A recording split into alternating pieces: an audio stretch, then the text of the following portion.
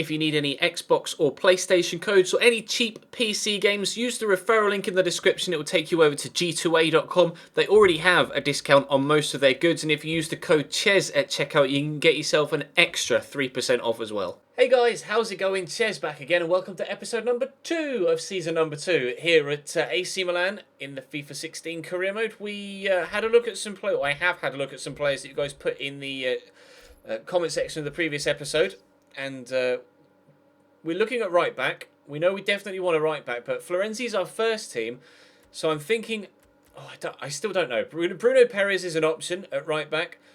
AC Milan do have a history of signing Brazilians, and he matches the transfer parameters that we're having here at the club in this particular save, with it being Serie A based or Italian. He's Serie A based, so would fit. Damian isn't Serie A based, but it's Italian. We could look at him. And Cristiano Piccini is the young right back we looked at season 1, whose name I forgot after I removed him from my shortlist, but a scout picked him up again. So I'm thinking I might go for him as a cheap backup to Florenzi, and that might mean that we have enough funds to go out and sign a real marquee signing elsewhere. I may actually, in fact, you know what? I may actually just offer Antonelli as a straight swap and see what they say. Antonelli has had an offer bid for him in the last episode, but we countered it. Depends what happens with him there. When it comes to centre mid, thinking about selling Kevin Prince Boateng as well now to maybe bring in Marco Verratti.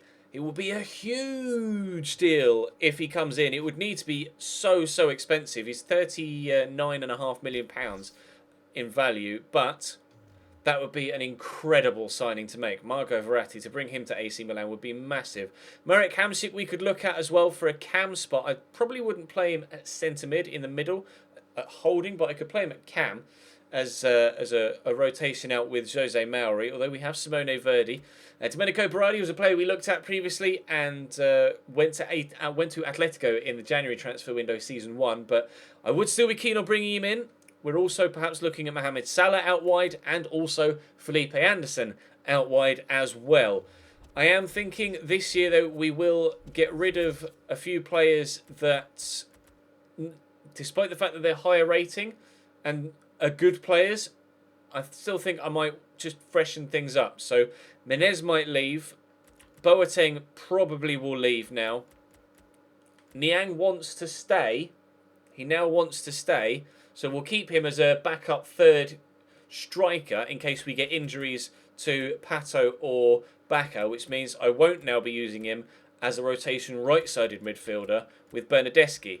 Which means we can go out and buy a new winger, which might be Mo Salah, it might be Felipe Anderson, it might be Domenico Berardi, or maybe someone else that you guys put in the comment section. Time will tell. I'm still trying to ensure that we get as many players out as possible in the opening couple of episodes of this second season, so we know exactly how much money we have to spend when it comes to trying to bring new players in. Players like Marco Verratti. If we're going to go out and get a real huge, massive marquee signing of Marco Verratti, we're going to need to move a lot of players on to free up the cash, because he's going to cost us upwards of 45 to 50 million, you would have thought. Plus, he's going to want a lot wage-wise. So we'll play Saint Etienne here in the group stage of the Champions Trophy. We are guaranteed through to the next round because, of course, we're playing Saint Etienne. So we can only lose to them, and that would still keep us above Racing Club because we beat them. So on the head-to-head, we would be fine. And goal difference, we'd probably be fine as well if it's done on goal difference, which I'm not sure, to be honest, because it's a pre-season tournament and I've never had to rely on goal difference or head-to-head to get through. In the other side of the group, Ajax, Tijuana, Boca Juniors and Newcastle could be potential opponents for the semi-final and or final. But for now, let's jump into the game against Saint Etienne, try and get ourselves through or confirm our progression through to the knockout stages of the pre-season tournament, and then we'll see if anything else happens in the window with regards to players leaving, so we can contemplate bringing in a massive new signing to the club. Drop the video a like if you enjoyed this episode, subscribe to the channel too to ensure you don't miss out on any further episodes, and let's jump straight in. And Arou's in behind. Oh, and that's a finish and a half as well. Didn't think he'd be able to pull that out of the bag. We're 1-0 down after 36 minutes to a Nolan Roux screamer. I had 4 defenders just behind him, and I couldn't make up my mind which one to change to try and close him down quickly enough, and he's buried it in the bottom corner. 1-0 Saint Etienne. Kevin Prince, through the gap to Suso, who's just come off the bench. This Bertolacci. Suso's making the return run, so we'll play him in onto the right foot, and Suso 1-1. Back in the game. 63rd minute. We are on level terms.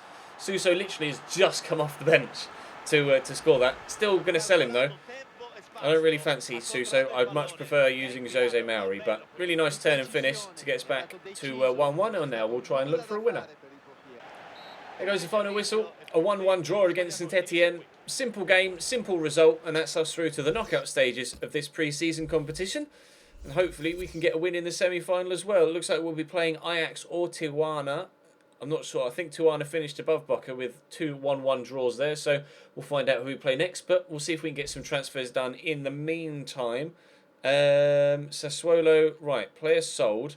Okay, Matri's gone to Getafe. We've got 1.4 million from that.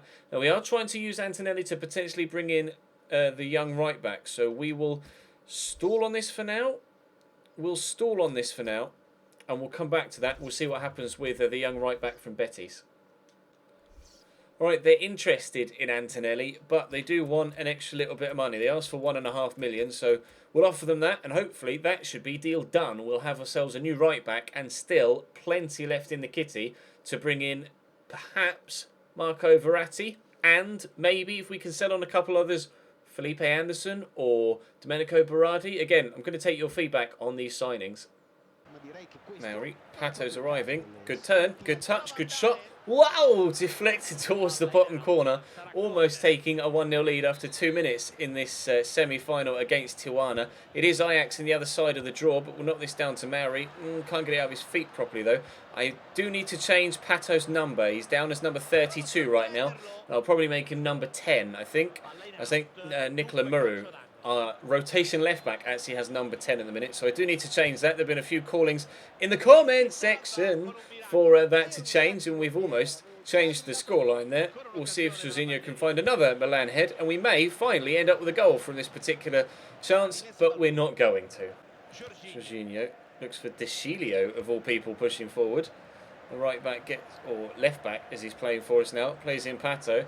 Pato in the box, looking for a teammate. There's Bernardeschi. Surely it is 1-0 after the hour mark.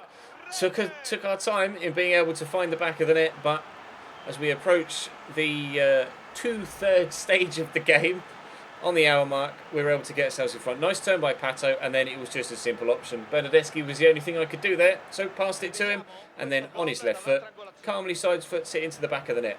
1-0 Milan. Mauri, well, Back has got the room to run into here, so we might as well play him through from that corner. I wish he hadn't tried to hurdle that, though. That's kind of ruined the momentum of the move. But we will dink it to Mauri. And Mauri surely to make it 2-0 and game over. No, what a save. Oh, wow. And then the defender turns into Jose Mauri, and we do make it 2-0. Well, that was without... I don't even know. That was slightly lucky, perhaps? Yes. Probably the most lucky goal I've ever scored. But... never mind, we'll take it. 2-0. We're going through to the final of this pre-season competition. We'll take the prize money. Deschilio with the throw to Elsha. Kutska's there waiting as his backer. We get third, maybe? Get around the outside the defender, and a powerful shot that's well saved. Corner or full time? Corner. Might be able to get third. Bonaventura will loft it in. There's a free header there. Kutska, that drops off, and then Maksimovic. Backer. Two of the luckiest goals I will ever score to make it 3-0. I can't really explain that one. A couple of deflections. Keeper tries to claw it out. It bounces off a defender, hits backer. Maksimovic almost falling over and then kicks it against the defender, then goes over the sliding goalkeeper in front of him.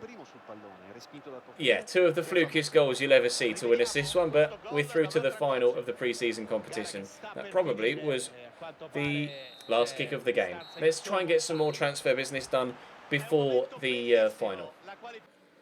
Right, we've had a transfer offer for Donnarumma, and other than that, nothing really has happened between the semi-final and the final. Oh, we have an offer for Antonelli, but again, oh no, that's the one we're stalling on, isn't it? But we're waiting because the move for the right back from Betis looks like it's going to go ahead with the with Antonelli as part of it, plus a little bit of extra money. So we've got Ajax in the final, and there is a 2-week gap to the game against Inter in the Supercoppa. So in tomorrow's episode, we'll play Ajax, and we'll go all the way up to the game against Inter Milan, and then we'll have a one-game special for the episode after that.